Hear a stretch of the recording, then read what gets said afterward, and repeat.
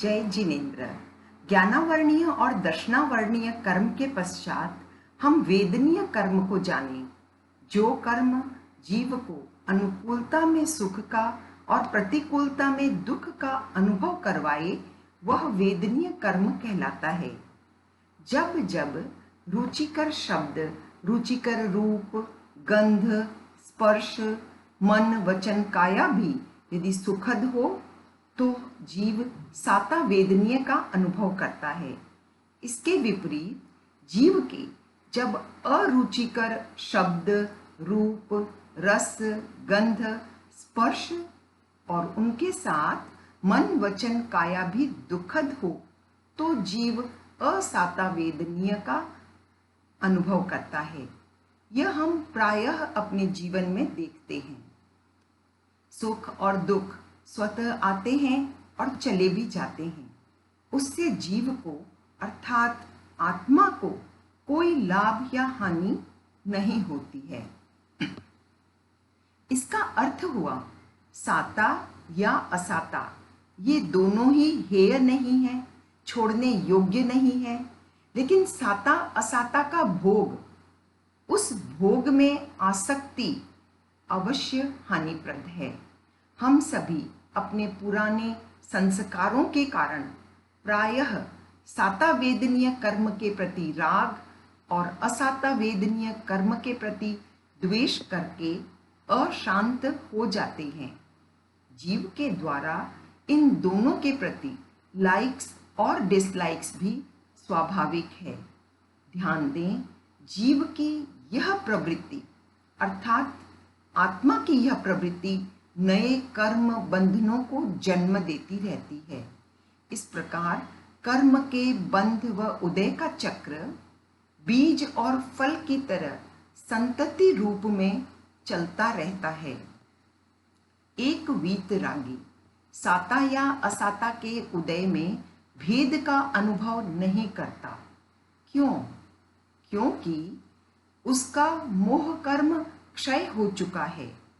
माना कि आज हम उस स्थिति में नहीं हैं, तथापि यदि हम सुख और दुख के क्षणों में सम रह सके, तटस्थ रह सके, तो नए कर्मों का बंध कम होगा और होगा भी तो शुभ होगा।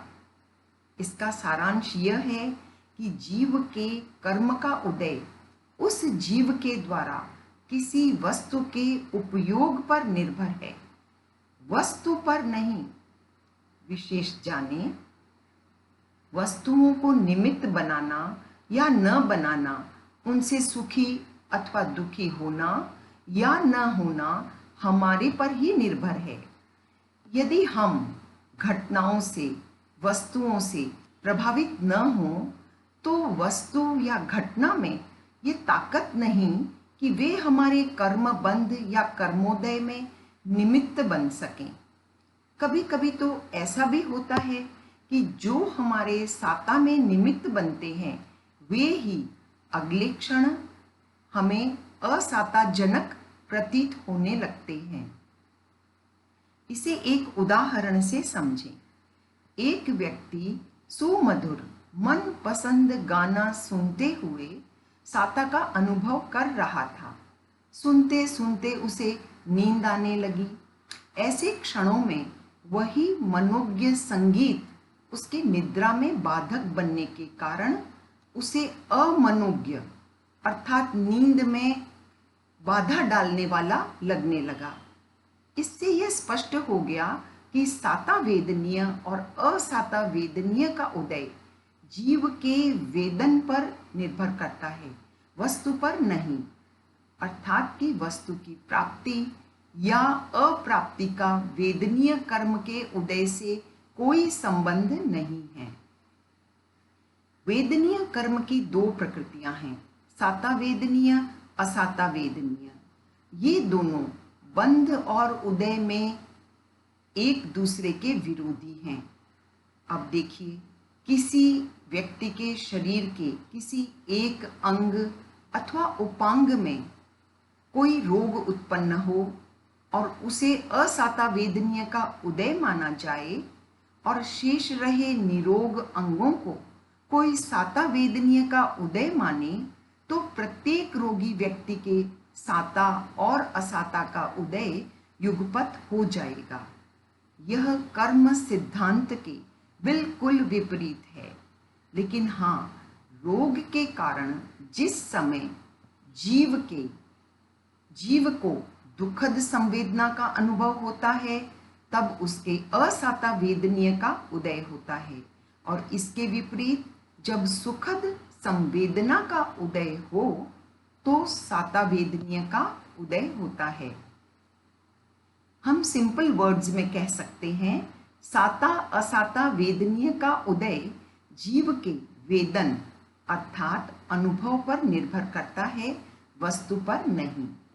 सामान्यतया हम गौर करेंगे तो पाएंगे कि साता असाता से जीव का कुछ भी अच्छा या बुरा नहीं होता है। यदि हम साता या असाता दोनों के प्रति कोई प्रतिक्रिया न करें, मात्र ज्ञाता दृष्टा भाव से देखें, तो कर्म बंध की चेन को मंद अथवा शुभ कर सकते हैं। यह निश्चित है कि साता एवं असाता वेदनीय कर्म दोनों ही सदा रहने वाले नहीं हैं, अनित्य हैं, टेम्पररी हैं, विनाशी हैं। ये सहज प्राकृतिक नियम से आते हैं, चले जाते हैं। इनका उदय 14वें गुणस्थान में भी रहता है और इनका बंध, साता वेदनीय का बंध 13वें गुणस्थान तक है। इनसे जीव का अहित अमंगल नहीं होता। यदि प्रतिक्रिया स्वरूप राग और द्वेष पर हम नियंत्रण कर पाएं तो। ठाणंग सूत्र में सामान्य से हटकर वेदना के 2 प्रकार बतलाए गए हैं, आभ्युपगमिकी और औपक्रमिकी। पहला प्रकार आभ्युपगमिकी। इसमें अभ्युपगम शब्द का अर्थ है अंगीकार। सिद्धांत से हम कुछ बातों को अंगीकार करते हैं, स्वीकार करते हैं, जैसे तपस्या आदि करना। तपस्या किसी कर्म के उदय से नहीं होती है, अपितु हम अपनी इच्छा से उसे स्वीकार करते हैं। इसलिए तपस्या काल में जो वेदना होती है उसे आभ्युपगमिकी वेदना कहते हैं। यह एक प्रकार से स्वीकार की गई वेदना है।